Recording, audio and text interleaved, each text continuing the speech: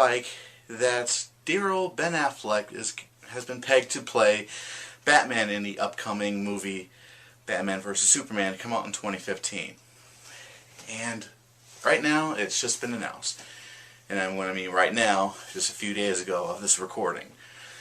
But the situation is, there's been lots of fans, practically thousands upon possibly millions of fans who are up in arms at the fact that we have someone who has worked along with Matt Damon and Kevin Smith and maybe some other people, and has an incredible backlog of good movies.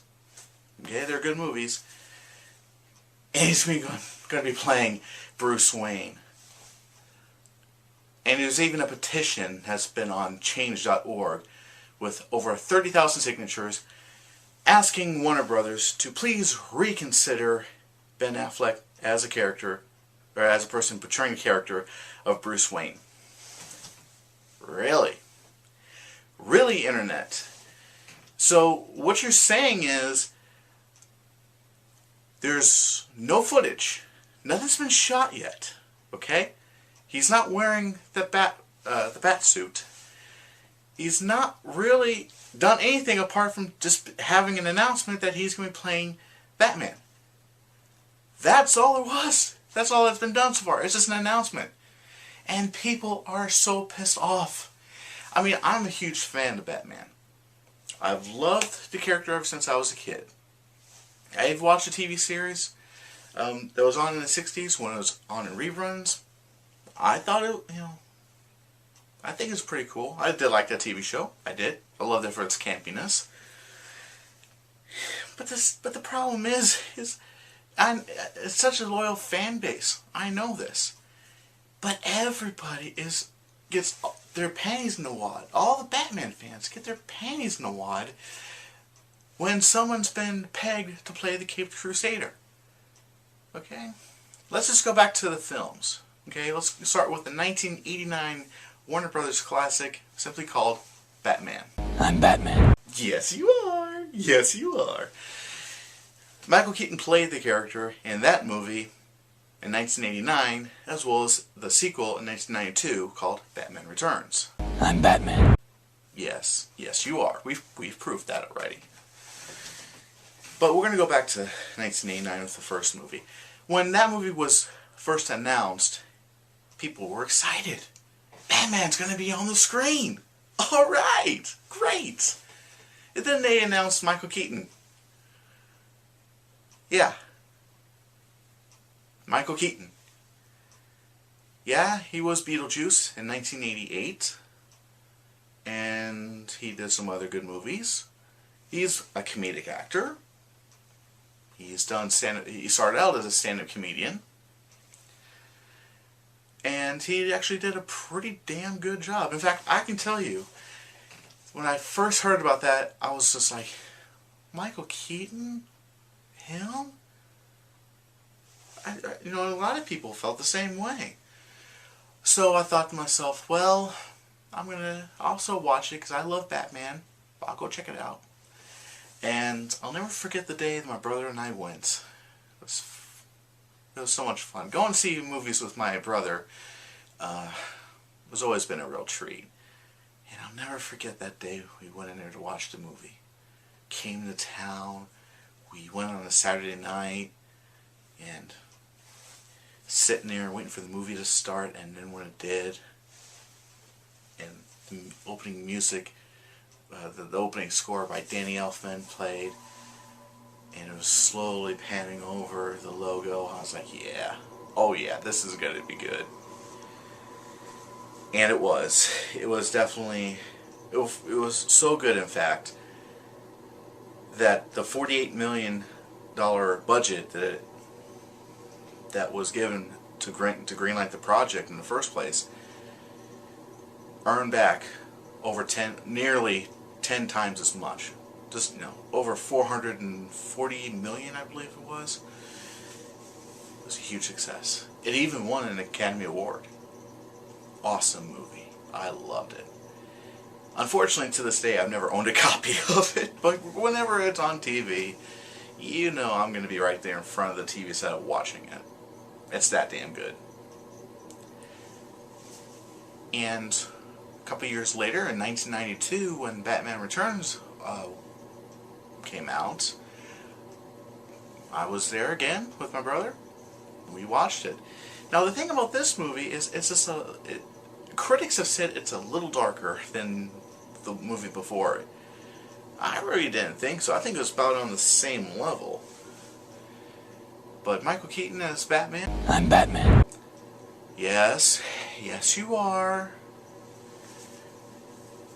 I knew he was in for a treat, and he turned in yet another stellar performance alongside Danny DeVito and Michelle Pfeiffer. Awesome movie. Great script. Awesome directing by Tim Burton. It was great. I loved it. Fortunately, it didn't do nearly as good as Batman. So, something interesting had to happen.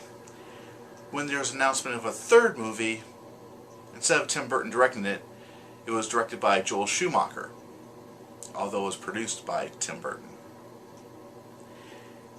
I should have seen the writing was on the wall, but we'll get to that here in a moment.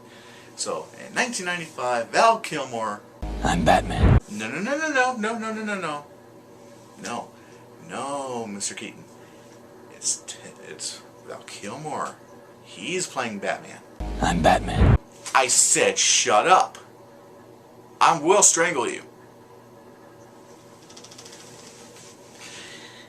George Clooney played Bruce Wayne. Batman, of course. And this is where things turn for the worst. This is the lowest point in the Batman film series. And once again, Joel Schumacher directed. And if you've seen the movie, yeah, you can see how fucking crappy it is. I'm being very nice about it. It's really shitty. And there's so many other reviewers who have actually said their piece about the movie, so I really couldn't add anything else. And no, I'm not going to go on a whole Bat credit card thing because that was done by the Nostalgia Critic. So, enough said. But I'm going to defend that movie by saying it had an awesome cast, and that's about it. It had a really good cast. But everybody blames George Clooney for the reason the movie turned out to be really bad. Really. It's George Clooney's fault. It's not the writers. It's not the producers. It's not even Joel Schumacher, the director. It is George Clooney's fault. Really. This guy has done a lot of really good movies before and after, but everybody blames him as the reason why Batman and Robin was a complete and utter disaster. Okay, here's the thing. Even though the movie was budgeted at $140 million, it did earn that back, and worldwide box office receipts came in shortly, altogether, it was just shy of $240 million. Yes, it was a bad movie. There wasn't any bad acting. I was about to say there was bad acting, but there wasn't. Although Arnold Schwarzenegger as Mr. Freeze, and all those damn puns, again, not his fault, it's the fucking writer. Everybody wants to blame actors who have actually turned in a bad product.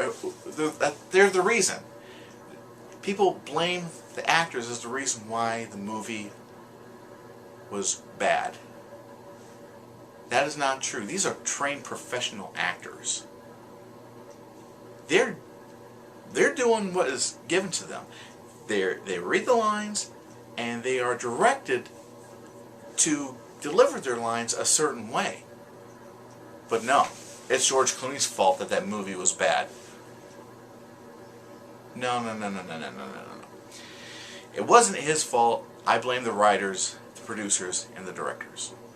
They wanted this movie to be almost like one of those stunt shows you see at Six Flags. Lots of colors. definitely don't see Batman as a very colorful universe, but I digress. And that's what really kind of gets to me, is people are already judging Ben Affleck as the next guy to play Batman. Get it? Don't say it. And I think Ben Affleck could very well turn out a good performance. But everybody was kind of against him. Everybody right now is against him playing it, because when he was in that movie Daredevil, everybody... First of all, that movie was a box office success. It earned back over $100 million of what it over the when it was first budgeted. It made $100 million back. You mean, okay, but I haven't seen the movie, but from what I understand, it was very lukewarm. So I can't really judge him on that. But I've seen him in other movies. He's a talented actor. I think he could very well pull this off. And what annoys me the most are the Bat fans. They are so against him being this character. Again, I can't stress this enough. There's no footage shot. He's not even wearing the bat suit yet. You haven't heard him say any of the lines. How can you judge him for being to be chosen to be this character? How can you judge him when nothing has come out of Hollywood yet in printed form? Yes, there's a script. Yes, there are producers who are assigned to this project, and other actors who are going to be in this. But that's as far as it goes right now. Nothing further has come about. Until the day the director says action, we should really just keep an open mind about this. I'm not saying don't be, all pissy and shit about it. I mean, you can if you want, because hey, it's the internet. You guys are going to be pissy no matter what. But at the same time, keep an open mind. He could very well turn out a really good product.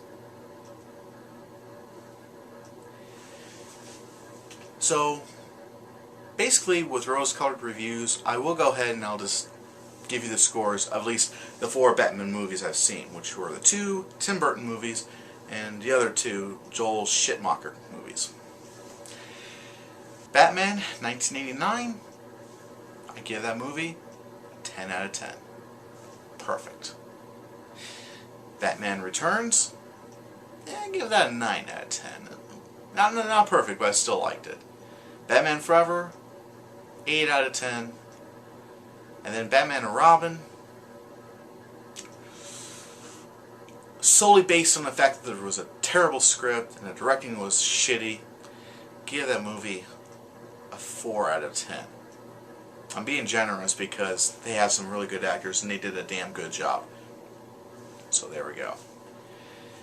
So for anybody out there who wants to go ahead and say what they want to say to me or give me your opinions, first of all, like and comment down below. I really appreciate if you guys click that like button. But anyways, leave your comments down below. And follow me on Twitter at TravisGoss79. I'm on Facebook at, just look me up under Travis Goss. And, keep it tuned here to my YouTube channel. And go check out fanboysanonymous.com. Those guys are great. So, the only thing I can say is, thank you for watching, and... I'm Batman. You had to fucking say it. You had to say it! You son of a bitch! You fucking killed